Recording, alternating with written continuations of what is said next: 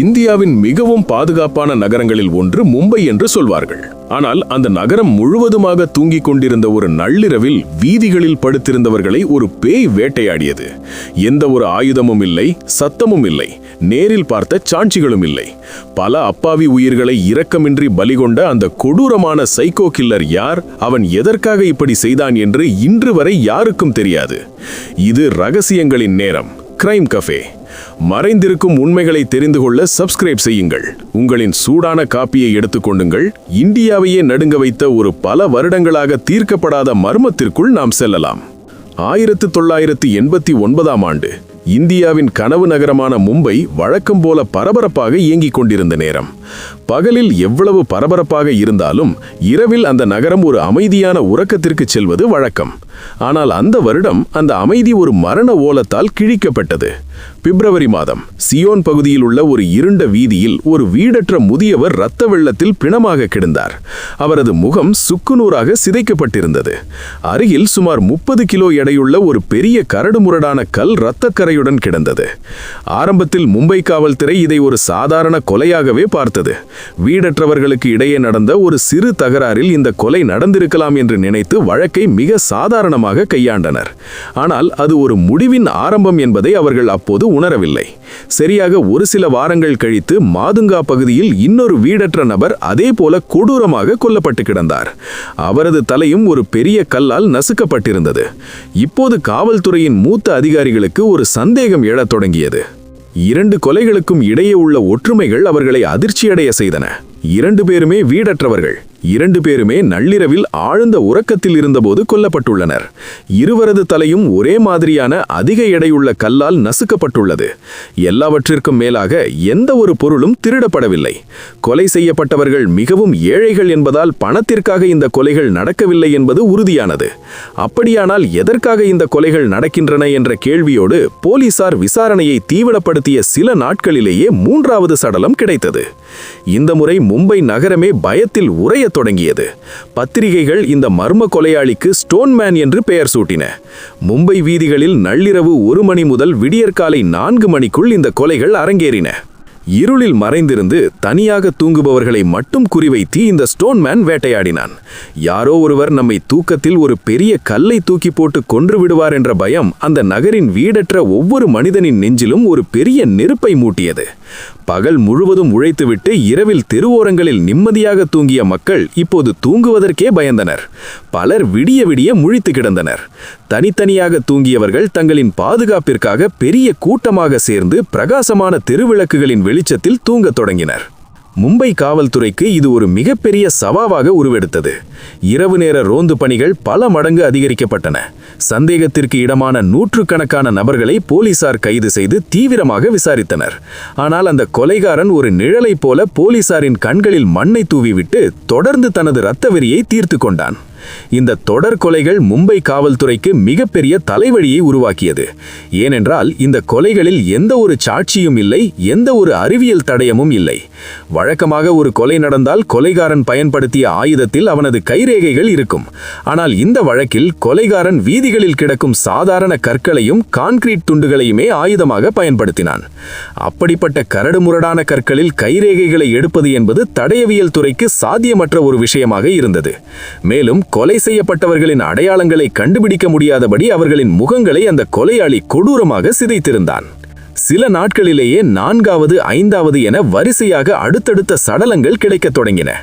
ஒவ்வொரு நாளும் காலையில் விடியும் போது இன்று யாராவது வீதியில் செத்து கிடக்கிறார்களா என்று பார்க்கிற ஒரு கொடூரமான சூழ்நிலை மும்பையில் உருவானது.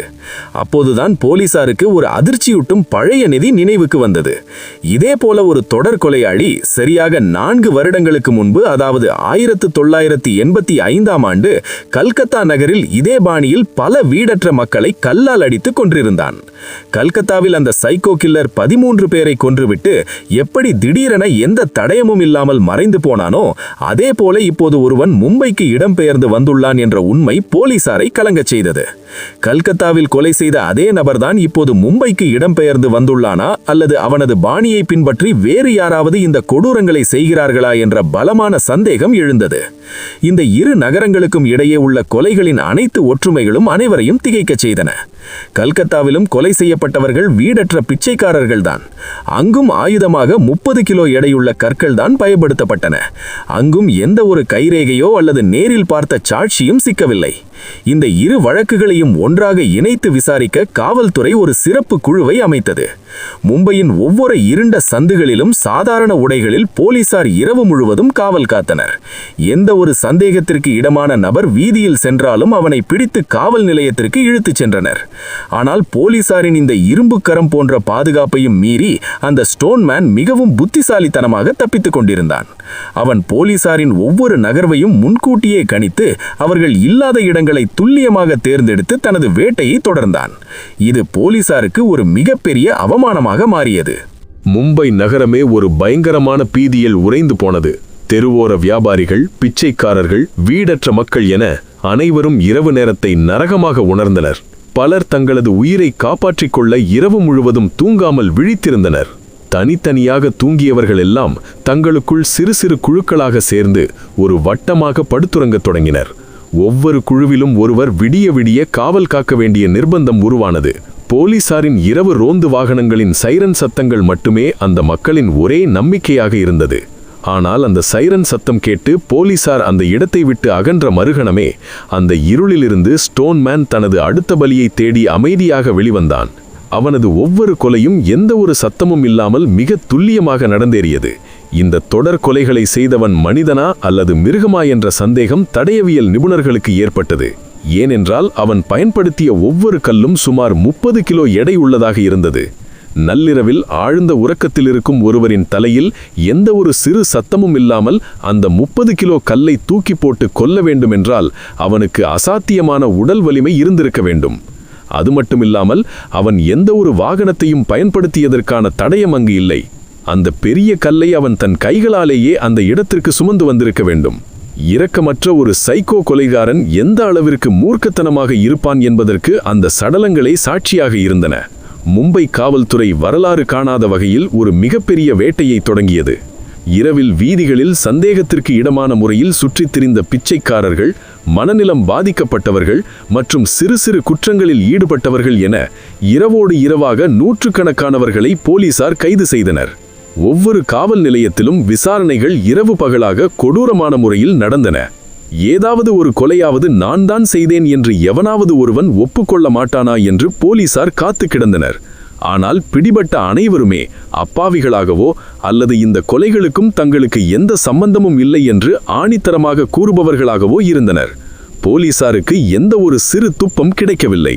குற்றவியல் உளவியல் நிபுணர்கள் இந்த கொலையாளியை பற்றி பல பகீர் தியரிகளை முன்வைத்தனர்.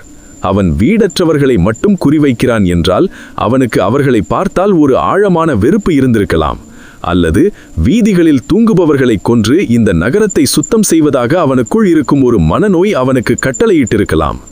எல்லாவற்றிற்கும் மேலாக அவன் போலீசாரிடம் சிக்காமல் இருக்கிறான் என்றால் அவன் அந்த வீடற்ற மக்களில் ஒருவனாகவே தடையின்றி கலந்திருக்க வேண்டும்.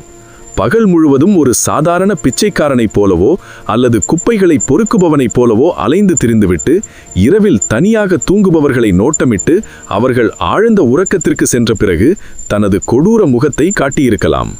இந்த உளவியல் கண்ணோட்டம் போலீசாருக்கு மேலும் குழப்பத்தை ஏற்படுத்தியது. ஏனென்றால் லட்சக்கணக்கான மக்கள் வாழும் அந்த பெருநகரத்தில் வீதிகளில் வசிக்கும் அத்தனை பேரையும் சந்தேகப்படுவது என்பது சாத்தியமற்ற ஒன்று. போலீசாரின் இந்த தவிப்பையும் மக்களின் பயத்தையும் பார்த்து அந்த ஸ்டோன்மேன் இருளில் நின்று சிரித்திருக்க வேண்டும்.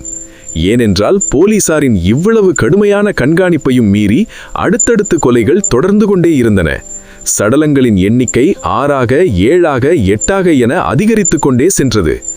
6 மாதங்களுக்குள் மும்பை வீதிகளில் 13 உயிர்களை அவன் எந்த ஒரு தடயமும் இல்லாமல் அனாதையாக அடித்து கொண்டிருந்தான். ஒரு ஒட்டுமொத்த காவல்துறையும் ஒரு கண்ணுக்கு தெரியாத சைக்கோ கில்லரிடம் தோற்று போய் நின்றது. 1989 ஆண்டின் மத்தியில் அந்த தொடர் கொலைகளின் எண்ணிக்கை 13ஐ தொட்ட பிறகு மும்பை காவல்துறை ஒரு மிகப்பெரிய நெருக்கடியை சந்தித்தது. ஆளுங்கட்சி, எதிர்க்கட்சி மற்றும் பொதுமக்கள் என அனைத்து தரப்பிலிருந்தும் காவல்துறைக்கு கடுமையான அழுத்தம் கொடுக்கப்பட்டது. தினமும் செய்தித்தாள்களில் ஸ்டோன்மேன் பற்றிய செய்திகளே தலைப்புச் செய்தியாக வந்தன. இந்த வழக்கிற்காகவே ஒரு சிறப்பு படை அமைக்கப்பட்டு நள்ளிரவில் ரகசிய ரோந்து பணிகள் முடுக்கிவிடப்பட்டன. எத்தனையோ மனநலம் பாதிக்கப்பட்டவர்கள், வீடற்றவர்கள் பிடித்து விசாரிக்கப்பட்டார்கள். ஒரு கட்டத்தில் காவல்துறை எந்த ஒரு துப்பும் கிடைக்காமல் திகைத்து நின்றது.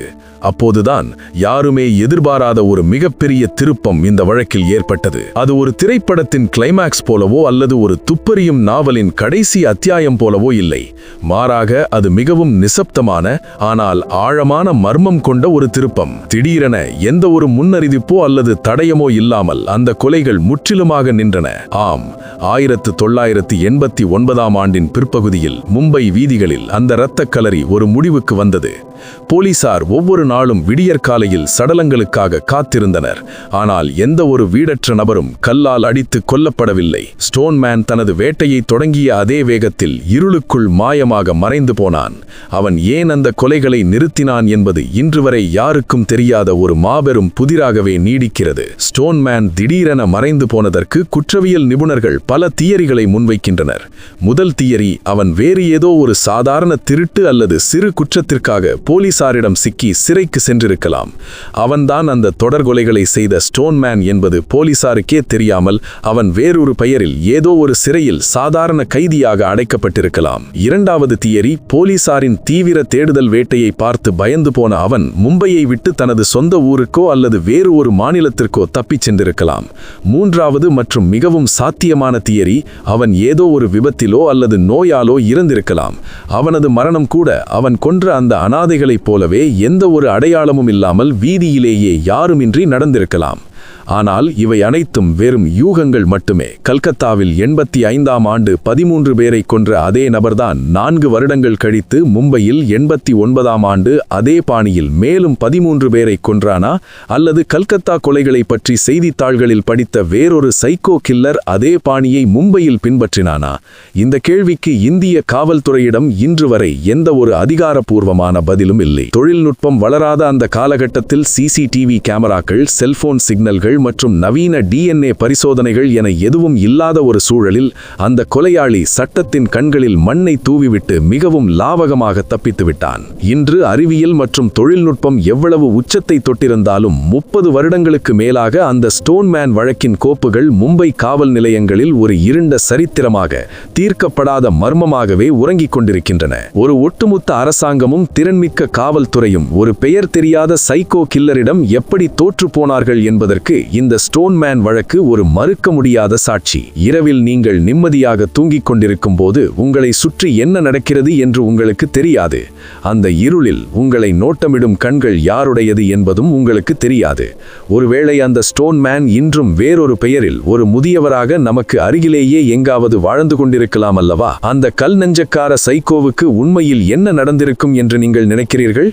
அவன் இறந்து விட்டானா அல்லது போலீசிடம் வேறு ஒரு வழக்கில் சிக்கி சிறையில் இருக்கிறானா? உங்களின் ஆழமான தியரிகளை கீழே கமெண்டில் பதிவு செய்யுங்கள்.